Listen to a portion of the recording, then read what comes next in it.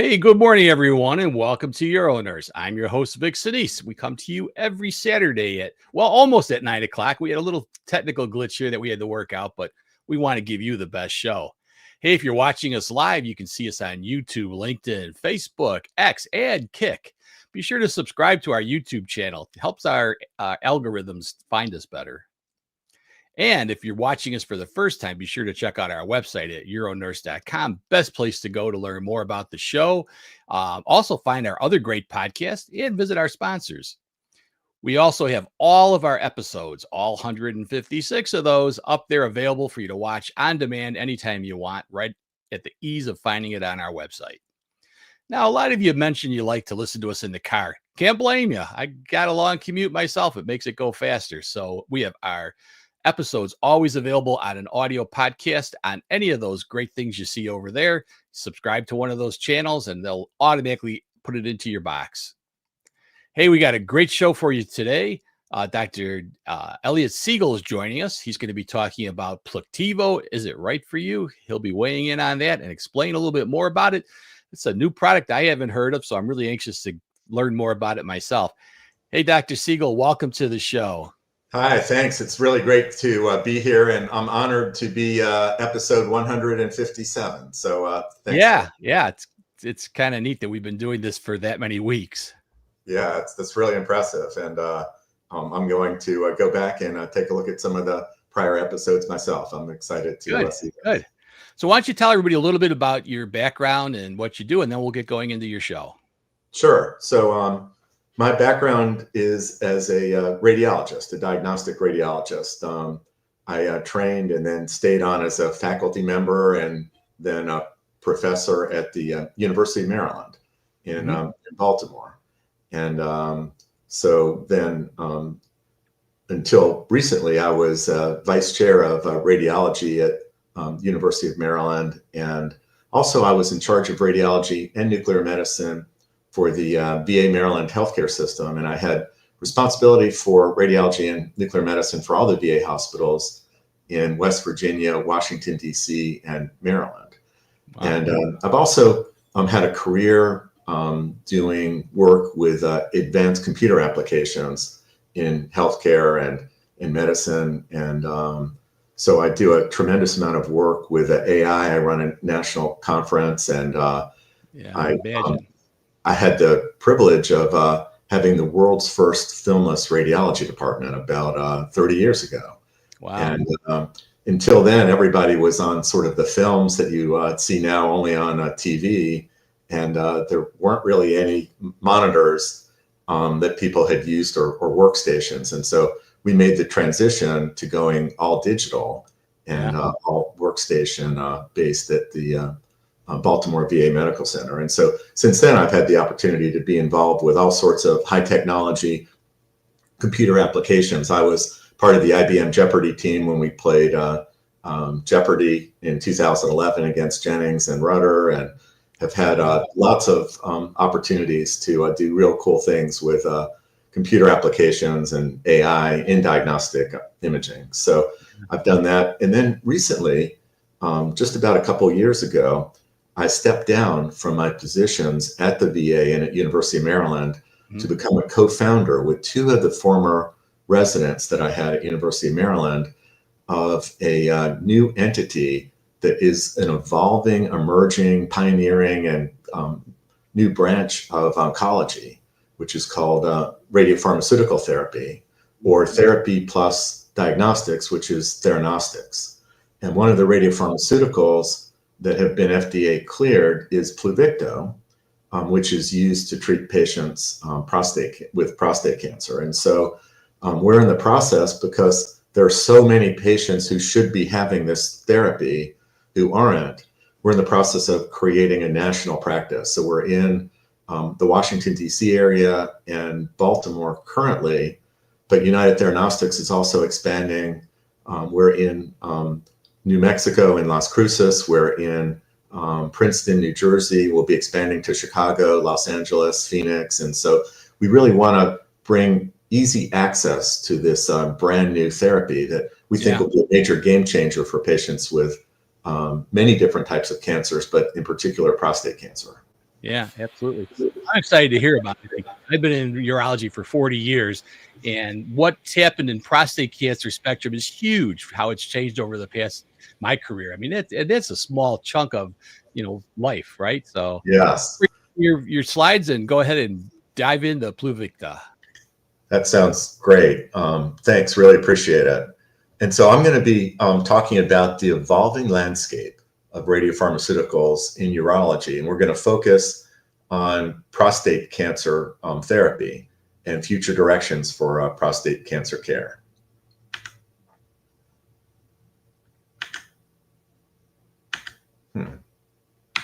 Oh, there we go.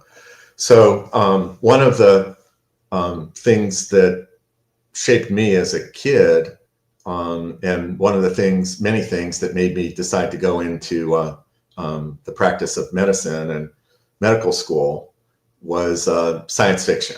And one of my favorite movies was a fantastic taking a submarine and shrinking it to the size of approximately a red blood cell or smaller, and then injecting it into the body. And in this science fiction story, they end up traveling through the body, find the pathology in the patient, and then essentially zap the pathology to fix it and then make an exit from the body. And, this idea of being able to use nanotechnology in a really smart way to be able to find and kill cancer cells has been an incredibly exciting journey for me. And this area of urology and radiopharmaceuticals is really expanding incredibly rapidly.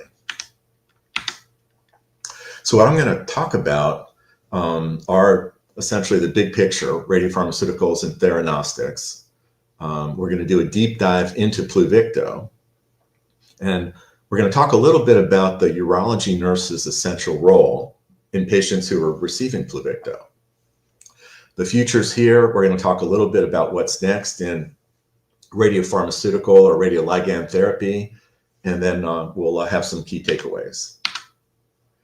So let's talk a little bit about the foundations of radiopharmaceutical therapy in the big picture. So as it turns out, healthy prostate cells have some small level of expression of prostate-specific membrane antigen, PSMA. But prostate cancer cells have a much greater expression of PSMA. And so radiopharmaceuticals have been engineered to seek out and bind to specific receptors on cancer cells, like PSMA. You're probably familiar with iodine therapy for patients with Graves' disease or patients with cancer. It takes advantage of the fact that iodine is selectively taken up in the thyroid, and so you can deliver radioactive iodine to treat thyroid cancer.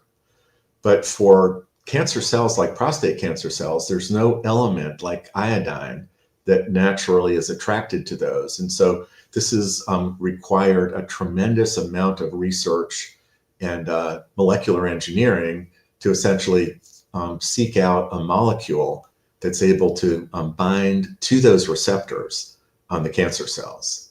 And so then what we do is we're able to locate the cancer cells, but then we can deliver a radioactive radionuclide, essentially a warhead that delivers therapeutic radiation to the patients. So the purpose of Pluvicto and radiopharmaceutical therapy for cancer patients is a completely different type of way of delivering radiation. It delivers them directly to cancer cells wherever they are in the body while minimizing damage to surrounding healthy tissue. So unlike external beam radiation therapy or brachytherapy, where the radiation is delivered locally to the region of the prostate or locally to one area of the body, maybe a metastatic cancer to a vertebral body, we're able to deliver these smart nanoparticles that are able to find prostate cancer cells, whether they're in the prostate gland, whether they're in the lymph nodes, whether they're in bones or liver, or even just in the bloodstream, and have the radiation that's delivered to damage and kill those cancer cells. And so principle behind Theranostic's therapy is essentially see it and treat it. And so in step one, we essentially make a diagnosis. We use a PET scan, and you're probably familiar with doing a PET CT scans and looking for a PSMA targeting ligand. So we do a PSMA PET CT scan that finds the cancer cells and is currently used now to determine where prostate cancer may have spread outside of the prostate to adjacent lymph nodes and other areas of the body. So step one is for us to actually use PET CT to find the cancer and document that the PSMA is actually going to cancer cells. It does in the vast majority of patients, but not in 100%. If we're able to determine with a PSMA PET scan that there's cancer that's outside of the prostate, then we're able to essentially now attach a radio ligand. We're able to attach a therapeutic component so that we can deliver radioactive material. In the case of Pluvicto, it's lutetium-177. And so the bottom line is that we can find and treat patients that we know express PSMA in their prostate cancer, which fortunately is the majority of patients who have prostate cancer. So as far as visualizing the theranostic workflow, on the left you can see a image of a patient who has a PSMA PET CT scan. And here you can see where the radiopharmaceutical is being taken up. It's being taken up by the liver and spleen. It's being taken up by the kidneys. It also goes to the salivary glands. Here's the parotid glands, and then at this level, the submandibular glands, and also goes to the lacrimal glands. And so these are all areas that are visualized in a PSMA PET scan. And the idea is to take that same molecule that's visualized on PET CT and then to add this radioactive component to it so that we're able to not only attach to the cells and visualize the cells on PET CT, but we're able to deliver radiation using that same mechanism that we use for diagnosis. So even though most people at this point still have not heard of radiopharmaceutical therapy, the radiopharmaceutical market globally is experiencing incredible exponential growth. And so the whole idea of being able to create molecules that are specific for prostate cancer, neuroendocrine tumors, lung cancer, breast cancer, pancreatic cancer, and so many other types of cancer has really created this incredible rush by pharma to create these molecules that are able to selectively find the cancer cells. So the projected growth is from about 4.75 billion in 2025 to over 27 billion by 2032. And oncology applications are the dominant segment, and that's fueled by rising cancer incidence and a demand for targeted, effective therapies. North America has got the largest share at this point with 44% of the market, but actually our colleagues in Europe and in Australia are somewhat ahead of us in the United States. What are the market drivers for radiopharmaceutical therapy? Well, growing incidence of cancer, all sorts of different types of cancers, including prostate cancer. Technological advancements, we now have access to really advanced PET CT, SPECT CT scanners, and also this whole new generation of molecules that are being developed. The see it, treat it model is gaining widespread traction for its ability to provide personalized care. We'll talk about that personalized care in a moment, but that personalized care really refers to the fact that we can now determine which patients will benefit from this Pluvicto therapy. And then as we're treating the patients, we can see how they respond because we can image simultaneous to treating the patients. So we can optimize the safety profile for the patients. We can personalize the treatment for the patients. So at this point, there's significant funding being directed toward nuclear medicine research and infrastructure to improve the supply chains of these radiopharmaceuticals. The biggest market restraints and hurdles are relatively high production costs. Manufacturing requires state-of-the-art infrastructure, cyclotrons, nuclear reactors, and highly skilled personnel. The key isotopes decay rapidly, which is good for patient safety, but it creates logistical challenges for distribution. And of course, there are regulatory issues anytime that radioactive materials are involved. So let's do a deep dive into Pluvicto itself as a therapy for patients with prostate cancer. We'll talk a little bit about the name, what it is, who it's developed by, and its significance. So the generic name is lutetium-177 vipivotide tetraxetan. And it's the first and only FDA-approved targeted radioligand or radiopharmaceutical therapy for eligible patients with PSMA-positive metastatic castration-resistant prostate cancer.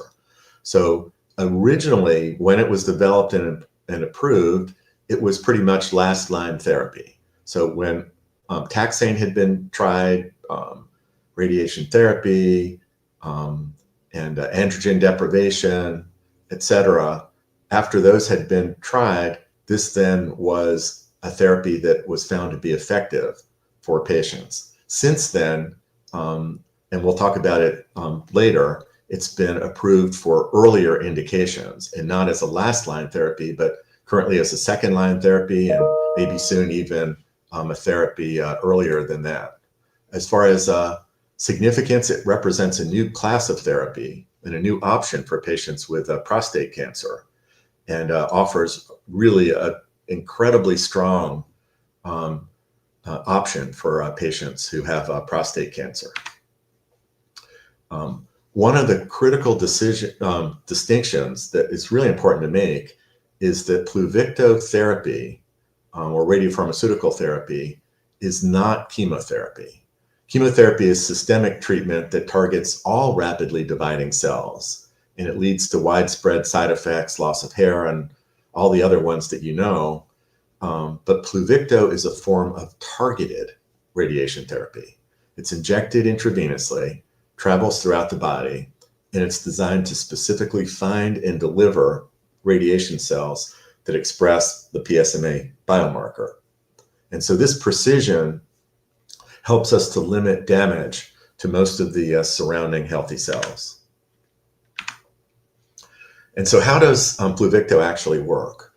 Well, the ligand, which is PSMA, is sort of a homing missile, and it's engineered to find and then bind to, with a really high affinity, to prostate-specific membrane antigen protein.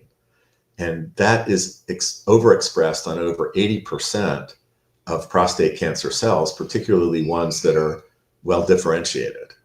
The radioisotope, or lutetium-177, is attached, and that becomes the warhead. And so it's a beta-emitting particle with Pluvicto that releases therapeutic radiation. A beta-emitting particle is an electron. So it is able to do its therapy not with the typical gamma rays that are used in radiation therapy, but it uses electrons, which are significantly more impactful for treating patients. And so it actually binds to the cell, and then it's incorporated and ingested inside the cell, and is able to then disrupt the activity of the nucleus of the cell. And so Pluvicto circulates in the bloodstream and binds firmly to the PSMA proteins. It's then drawn inside the cancer cell. And then once inside, it releases a beta radiation particles with a really short path length of about 2 millimeters. The radiation causes mostly single, but some double-strand DNA breaks that lead to the death of the cancer cells. So you have this incredibly sophisticated, smart nanoparticle that's programmed specifically for the cancer cells, and that then goes from the surface and is incorporated inside the cancer cells. One of the interesting phenomena is you have something called the bystander effect. The radiation released by lutetium-177 can only travel far enough to damage, but not only the target cell, but also adjacent cancer cells that may have lower expression. So even though there are a subset of cells that actually bind the therapy, the Pluvicto, the cells, even that it doesn't bind to, are close enough that they also are treated by the radiation associated with the Pluvicto. And so that explains also some of the fact that some healthy tissues, like salivary glands, can be affected as well. And we'll talk about that. The original trial for Pluvicto was the trial called the Vision trial in March 2022. And it was specifically for patients with PSMA positive MCRPC, metastatic castration resistant prostate cancer, who had progressed after both androgen receptor pathway inhibitors and also taxane-based chemotherapy. And so again, it was originally last line. As far as design, it was a randomized open label phase 2 trial comparing Pluvicto with the best standard of care alone. And that it established Pluvicto as a critical new option for patients in late stage, but already treated settings. And so the main results were an overall survival in patients who had been given Pluvicto of 15.3 months in comparison to the control arm, which was a 38% reduction in risk of death.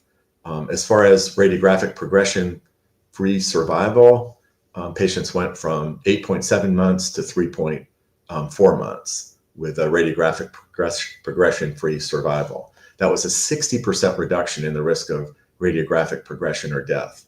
This is particularly noteworthy because these are patients that have had every other type of therapy. And these were patients who really did not have another option, where they were able to have Pluvicto, where it improved their quality of life and improved survival as well. But one of the questions that has been asked is, rather than these patients who are so late in their journey with prostate cancer, could Pluvicto be effective earlier in the treatment journey when the patients don't have so many other comorbidities associated with all the other therapies that they've been through? And so a randomized phase 3 trial was done called the PSMA-4 trial. And that essentially looked at comparing Pluvicto versus a change in androgen receptor pathway inhibitors in patients who had not been on taxane.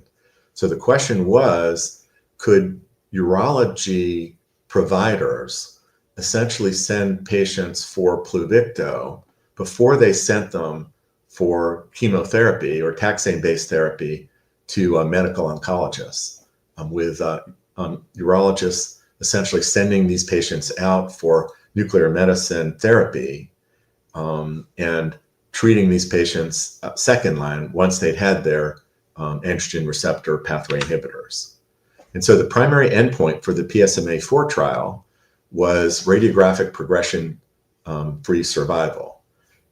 In the Pluvicto arm, it was 12 months, but in the ARPI arm, it was 5.6 months. So in patients given Pluvicto, they had a whole year in comparison to less than half a year of lack of radiographic progression of disease. And so Pluvicto essentially more than doubled the median radiographic progression-free survival. As far as eligible adults for this earlier use of Pluvicto, it was confirmed progressive metastatic castration-resistant prostate cancer greater than one PSMA positive lesion, and ones that had progressed once on prior generation of ARPIs. So these were candidates for a second ARPI after the first one was not stopping the increase in patients' PSAs. And these were all patients who had not been put on chemotherapy. And essentially what you can see is a very significant improvement in these patients with regard to progression-free or radiographic progression-free disease. Really very profound difference. You can see in this case that there was a significant crossover because the results were so dramatic in this clinical trial that 84% of patients were essentially put on lutetium 177 PSMA 617. So the patients were crossed over back to Pluvicto because as the trial went on, it became clear the very significant differences in patient radiographic progression. And then here you can see that of the patients that had a complete response to therapy, the majority of those with a complete response were ones that had been on Pluvicto.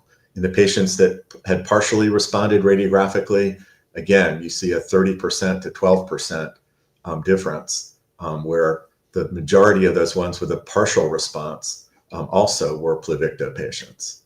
And those that had progressive disease, those were, for the most part, patients that were on the ARPIs, which was the traditional therapy.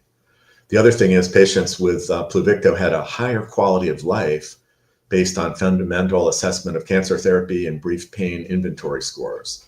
And so you can see a significantly better patient quality of life in these patients who were treated with Pluvicto in comparison to patients who were treated with a second traditional therapy. And so, this is from Urology Today. There have been a number of different presentations at some of the major urology conferences that have discussed this type of therapy and the advantages. Dr. Oliver Sartor, I believe from Mayo, discussed the results, which are really exciting, with essentially the use of Pluvicto before taxane therapy. As far as complications that we're seeing, the most common ones are dry mouth, nausea, anemia, and constipation. And so one of the interesting questions is, well, why wasn't there a significant difference in overall survival from a statistical perspective? And the answer was there was a huge crossover rate.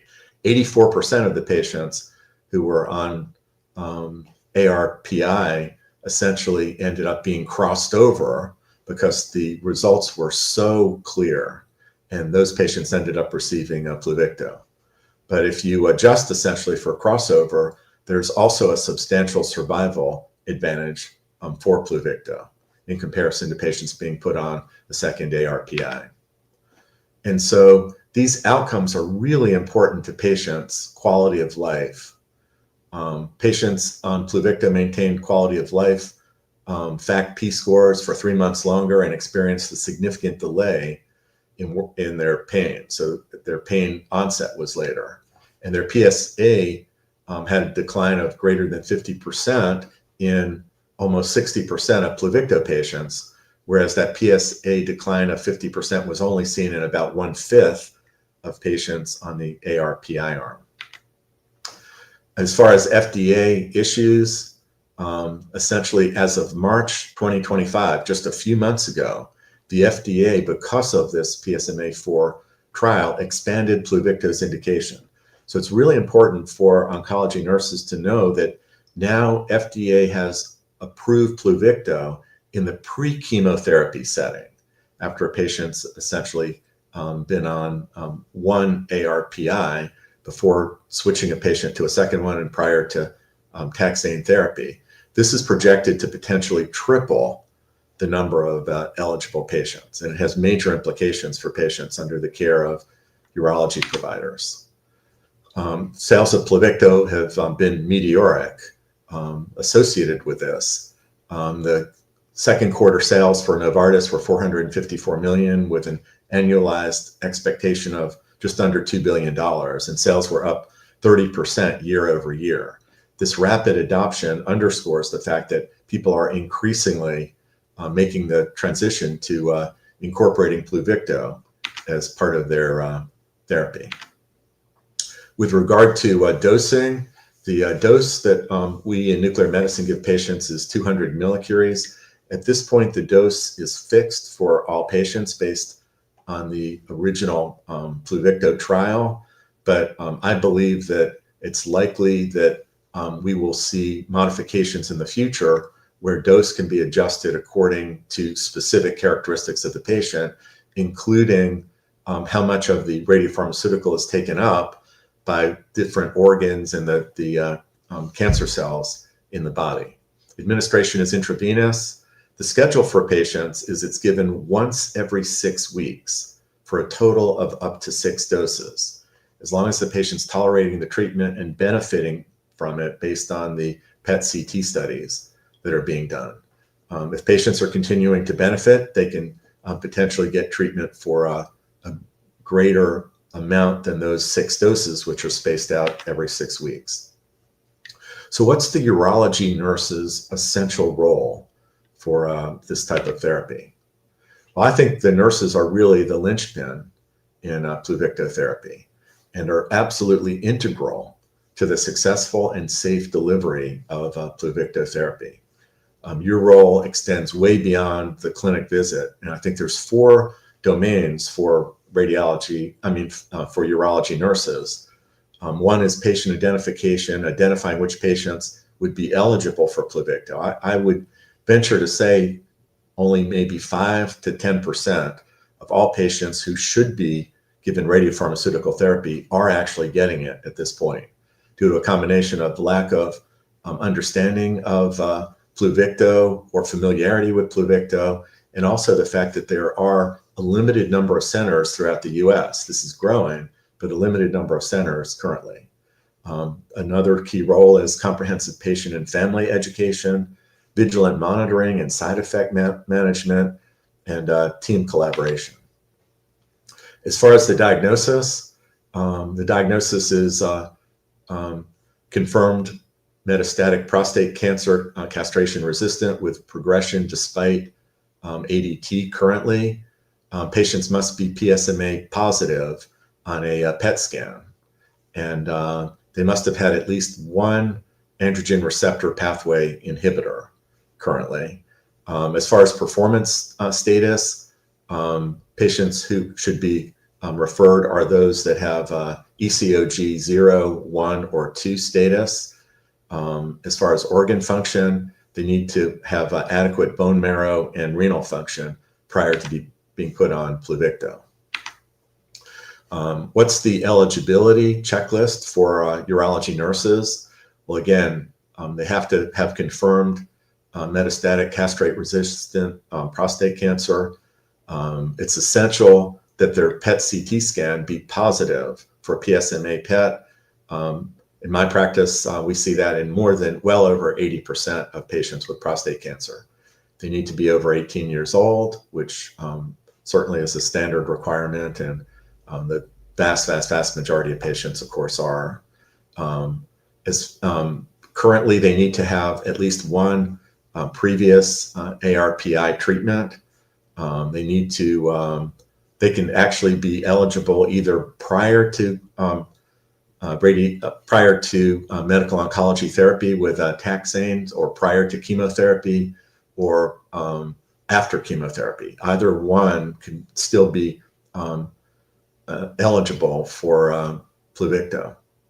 And then they need to be on a current GnRH analog to ensure continued androgen deprivation. We talked about ECOG status of 0, 1, or 2, adequate renal function, no other types of chemotherapy or immunotherapy, and then adequate organ function, recent CBC, liver function studies, etc. As far as pre-treatment education and preparation, these are really critical nursing functions to reduce patient anxiety and ensure a smooth process. It's important to explain to the patients that there will be 6 infusions. Each of the infusions is 6 weeks apart, so it's a 36-week course of therapy. Patients can plan on each visit being about 3 to 4 hours. The infusion is relatively short, 30 minutes or less, but these patients will also have imaging studies to look at where the radiopharmaceutical went. And these imaging studies immediately after they've been injected actually image the injected Pluvicto. And we're able to see exactly where the Pluvicto goes using dosimetry and to determine the dose to the tumor cells, but also to the liver and to the kidneys and bone marrow. It's important that the patients understand the imaging schedule and understand that up to 4 scans are performed over the next few days after the patient is given the Pluvicto therapy, so that we can watch how quickly the Pluvicto washes out of the body and then tailor our subsequent treatments. On the treatment day, patients have their vital signs assessed. They have IV access, often 2 lines, pre-medicated with anti-nausea drugs. Saline hydration to protect the kidneys is really important. The Pluvicto infusion itself takes place over about 4 to 20 minutes or so. And then there are additional scans that are done over the course of the week. It's important that patients understand that the goals of the therapy, why we're doing the multiple images to image the Pluvicto that was administered over the course of the next few days, so that we can actually see where it goes and watch as it clears from the body. With regard to patients with potential nausea, all patients receive intravenous anti-nausea medications before they get their Pluvicto to prevent nausea and vomiting. It's easier, as you know, to prevent nausea in the first place than to treat it once it's started. Typical regimen would include serotonin receptor agonists like Zofran, corticosteroid like dexamethasone, and that combination is usually sufficient to manage nausea associated with the treatment. Patients might be given a prescription for anti-nausea drugs such as Zofran to take at home if they experience delayed nausea or vomiting after the infusion. As far as managing side effects, it's really important to monitor, and proactive management is really important. The most common adverse reactions, these patients have fatigue in about half of the cases. About 3/5 of patients, or about 61%, have dry mouth. Nausea is seen in up to 35% of patients, and a smaller percentage of patients have anemia. Some patients have decreased appetite and constipation. One of the most important things and classic things to manage in patients who are on Pluvicto, and one of the most common and bothersome side effects, is the fact that the salivary glands, as I showed you in the image, take up the radiopharmaceutical. And so patients should be encouraged to have frequent sips of water to stay really well hydrated. If you use sugar-free gum or lozenges, you can actually stimulate the patient's production of saliva. And so that clears the radiopharmaceutical out of the parotid and submandibular glands. And patients should be encouraged to do that for the few days after their therapy. Over-the-counter saliva substitutes like sprays and gels have been used in some patients to combat dry mouth. You want to advise patients against alcohol, caffeine, and irritating foods. A cool air humidifier can really be helpful for patients at night as far as symptoms of dry mouth. And of course, really meticulous oral hygiene is really critical for these patients too. In a fraction of cases, Pluvicto can suppress bone marrow function, leading to low blood cell counts. So it's really important from a nursing perspective to monitor labs, to watch CBCs before each cycle, patient education with regard to signs and symptoms of infection, bleeding, anemia are all really key as well. The kidneys also excrete Pluvicto, and so they receive a radiation dose. And so it's important to monitor patients' creatinine and glomerular filtration rate before each dose. And hydration is the number one intervention. I can't emphasize enough how important it is that patients should be really well hydrated before they have their radiopharmaceutical Pluvicto therapy. And then after they've had it, patients should be drinking lots of fluids and urinating frequently to flush the radioisotope out. Patients should be taught to report signs of kidney problems like decreased urine output or swelling. And so we've talked about this. This is just a summary of some of the side effects for these patients: fatigue, dry mouth, nausea, anemia, myelosuppression, and renal toxicity, and the strategies that we talked about. After infusion, the patient and their bodily fluids, especially urine, will be radioactive for a few days. And so the urology nurse's role is to provide clear, empathetic, and comprehensive radiation safety education. It's really critical to optimally protect the patient's family and the public. Over 99% of the radiation is gone within 2 weeks, but in the first few days, the patients clear out the majority of the radiopharmaceutical, and those are most critical. So what are the instructions? Well, patients should limit close contact, that is less than 3 feet, with other people for a couple days. For children and pregnant women, that's longer, but that's not really obviously important for Pluvicto therapy. Patients who are receiving Pluvicto should ideally sleep in a separate bedroom for 3 days. Males should sit to urinate rather than standing to prevent splashing. The toilet should be flushed twice with the lid down after each use. And patients should be really careful to wash their hands thoroughly with soap and water. Patients should avoid sexual activity for 7 days and use effective contraception during treatment for about 2 weeks after their last dose. What is the total exposure to family members from the patient's body radiation and contaminated waste? Well, in a study that was published in the Journal of Nuclear Medicine, that exposure to family members is about half of the radiation that they get for a screening lung cancer CT scan, or the equivalent of about 3 chest, PA, and lateral x-rays, or about 2 months of just normal exposure to background radiation that we all have living on the planet Earth. As far as post-treatment radiation safety guidelines, all the things that we just talked about in this chart, it's really important to underscore Pluvicto care is a team sport, and successful delivery requires a really highly coordinated team. Nuclear medicine, urology, medical oncology, radiation oncology, but the nurse is the central communicator, the hub of the wheel. You integrate information, relay patient symptoms, reinforce patient instructions, and ensure a coherent patient journey. And so the future is here. There's a new trial, or there's a current trial that's happening now, looking at even earlier use of Pluvicto with what's called the PSMA addition trial for metastatic hormone-sensitive prostate cancer.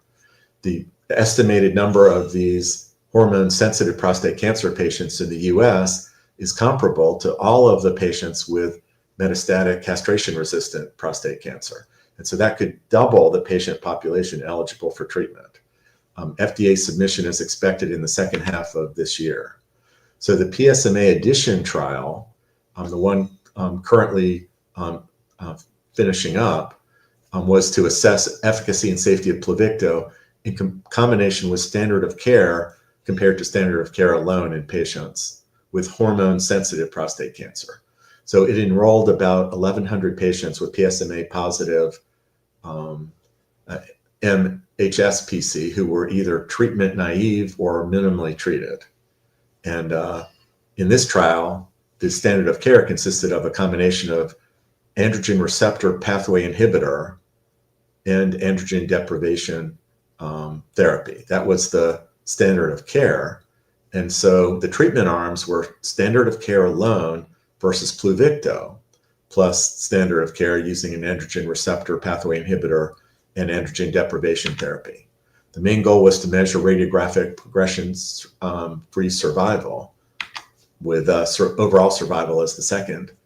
And based on positive results that they've seen so far in the trial, Novartis has announced its intention to submit an application for this new indication for FDA, and it would expand the use of Pluvicto to significantly earlier in the patient's prostate cancer journey than its current approval, waiting for patients with metastatic castration-resistant prostate cancer. The detailed results from the trial are expected to be presented at a medical meeting coming soon. Other things that you need to know about it in the future are there are a lot of clinical trials for patients with prostate cancer that use alpha emitters. So we've talked about beta emitters, which are an electron. Alpha particles with therapeutic agents such as actinium-225 are 8,000 times heavier than an electron. They have a much shorter range, but they have a much higher energy transfer. They're able to essentially create complex double-strand DNA breaks that are very difficult for cancer cells to repair. So these are significantly more lethal to cells. And I think future FDA-cleared therapies will include alpha therapy as well, which is really exciting as something that would be much more effective even than the beta therapy. So actinium-225 PSMA is the leading alpha therapy in clinical trials for prostate cancer, with remarkable efficiency in those early clinical trials, especially in patients who've already been on Pluvicto. So even when Pluvicto has failed, essentially these actinium-225 PSMA alpha therapies have been really effective. But with these alpha therapies come more intense side effects, such as dry mouth, which can be more severe than with the current beta therapies. And Novartis has a number of actinium-225 trials going on. The next frontier is going to be combining radiopharmaceutical therapy and PARP inhibitors. And in combination, it may be that this is a really potent 1-2 punch, especially in patients with BRCA mutations. Radiation can cause immunogenic cell death, making tumors hot and more visible to the immune system. And so radiopharmaceutical therapy and immunotherapy are really interesting combinations that will be explored also. As patients are living longer, understanding these long-term effects is really critical. The nurse's role in survivorship is diligent monitoring for delayed toxicities now that these patients are living much longer, including nephrotoxicity and hematologic toxicity, and then to provide ongoing support for chronic side effects such as dry mouth. So as far as key takeaways from the talk, in conclusion, radiopharmaceutical industry is in a period of explosive growth, transforming how we treat advanced prostate cancer. Pluvicto has and will continue to revolutionize metastatic castration-resistant prostate cancer care, but it's being moved up into pre-chemotherapy setting and even being moved up prior to that. I think the future is incredibly bright with more potent alpha emitters, novel targets, and intelligent combination therapies on the horizon. So for urology nurses, embrace your expanded role. You're indispensable in this new era of advanced care.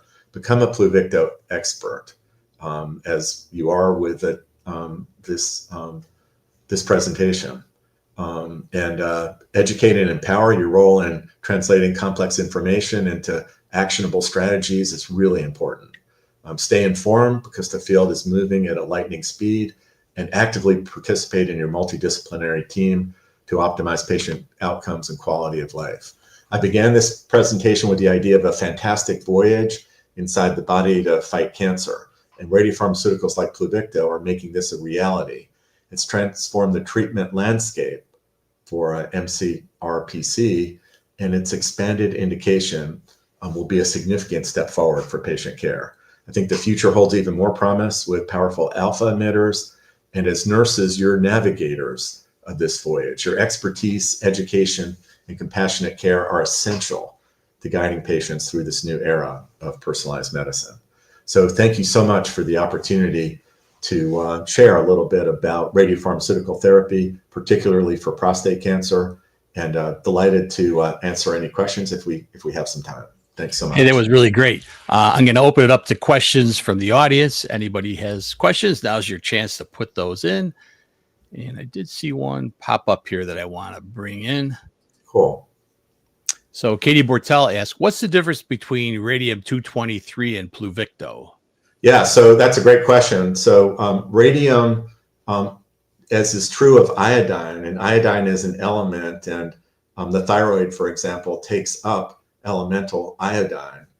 It turns out that radium, just the element radium, goes to the bones, and bones incorporate radium. And so without designing a complex, specific, smart molecule, it turns out that radioactive radium is taken up in patients' bones. And so in patients who have diffuse metastatic disease to their bones, radium has been used to deliver radiation not to areas outside the bones, but specifically to the bones.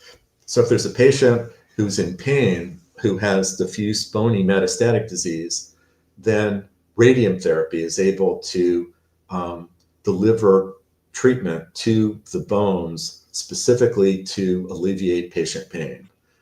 Whereas Pluvicto utilizes molecules that are quote unquote smart and specifically programmed for cancer cells. So when cancer cells are in the bone, Pluvicto goes to the bone. When cancer cells are in the lymph nodes, it goes there. Same in the lungs and liver, and same in the bloodstream.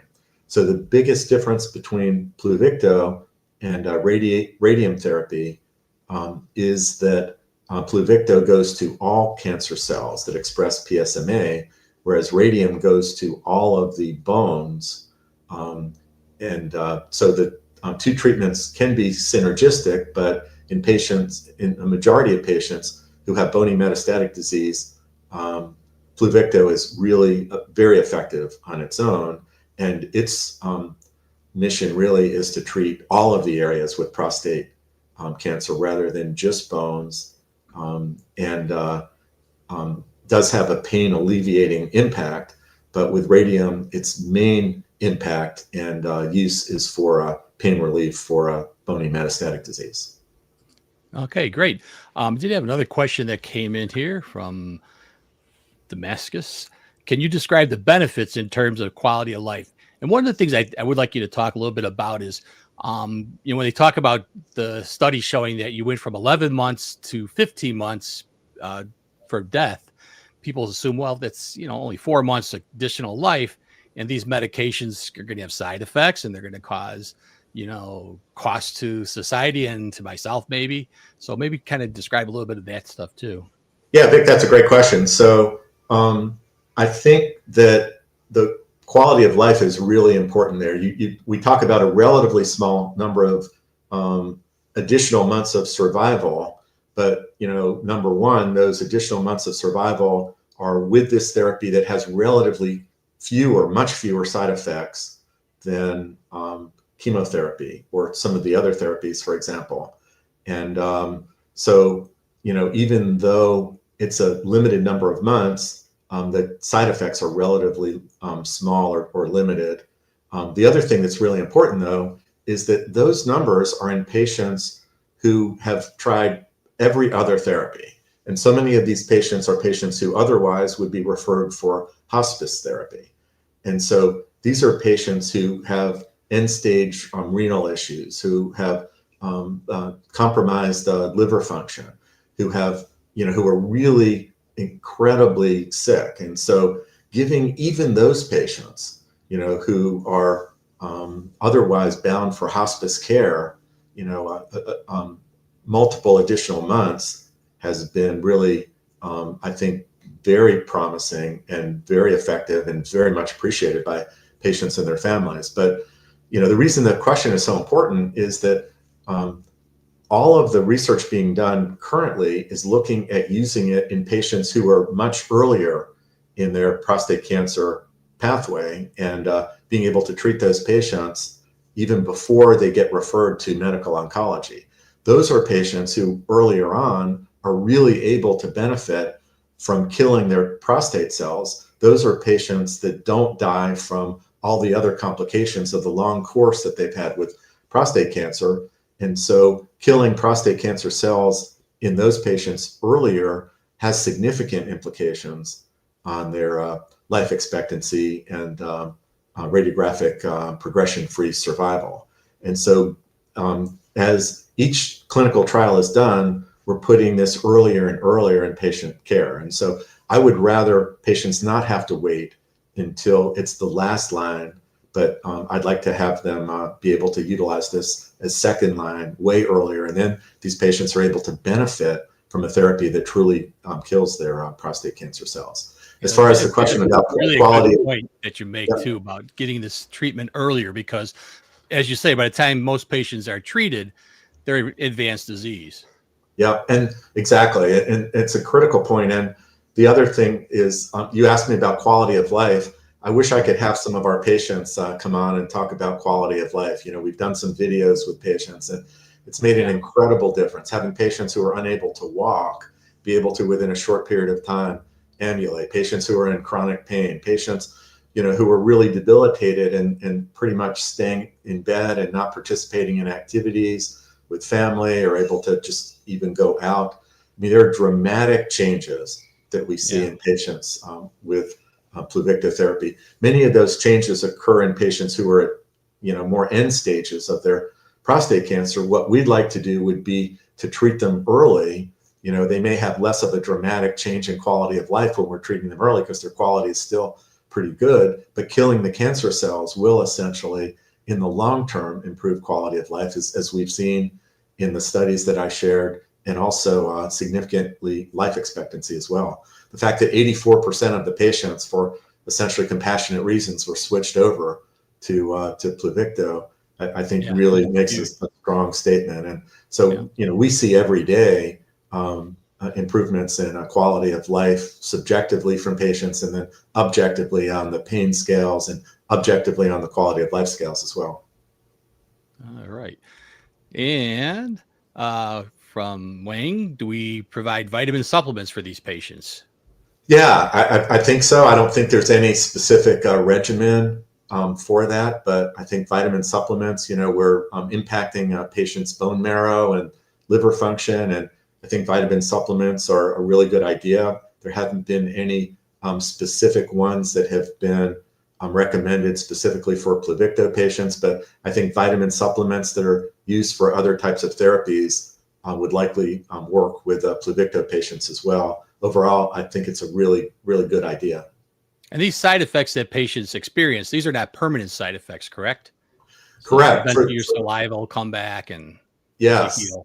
Yes, but they can be really challenging for patients, and there can be changes in patients' ability to taste things, kind of like we experienced during COVID. So it varies from patient to patient. If patients are able to do some of the mitigating things that we talked about, as far as clearing out their salivary glands and staying well hydrated, keeping really good dental hygiene, then it minimizes those impacts. But and I really like how you pointed out that nursing is so involved in this, because we are the ones that get the calls.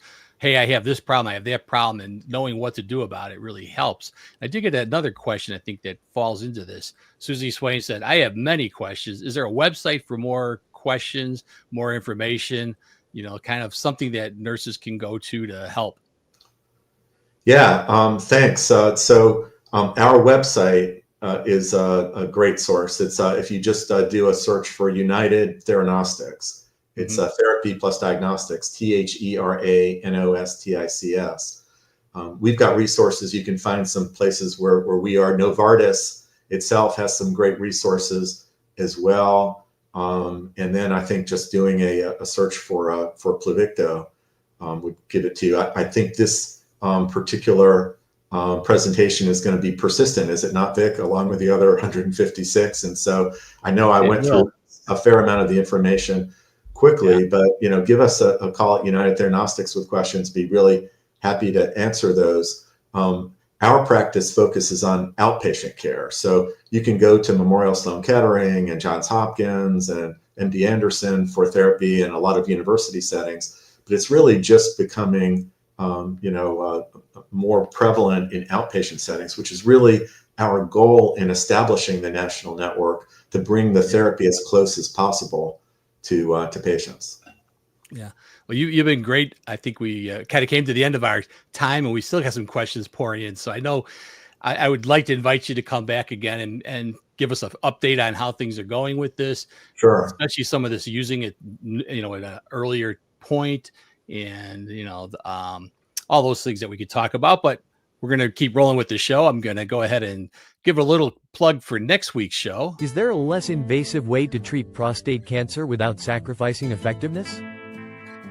In this eye-opening episode of UroNurse, Vic Senese sits down with urologist Dr. Preston Sprenkle to explore NanoKnife, a game-changing approach to prostate cancer treatment.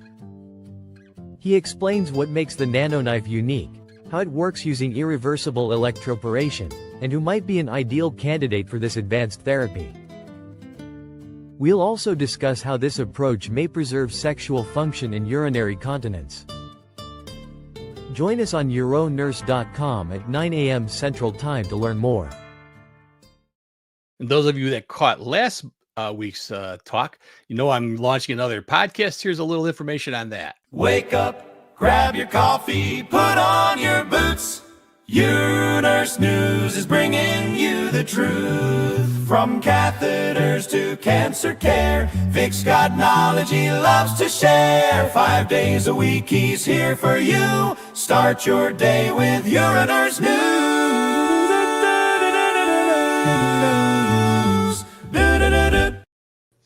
So yeah, people can join us starting August 4th, my 5th podcast that I'm going to be bringing in.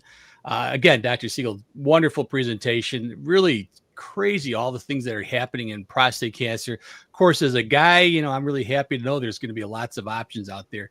As a nurse, just having these things available for patients. I mean, I can remember when I started practice, having patients with prostate cancer always coming in with advanced cancer, a lot of times in a wheelchair.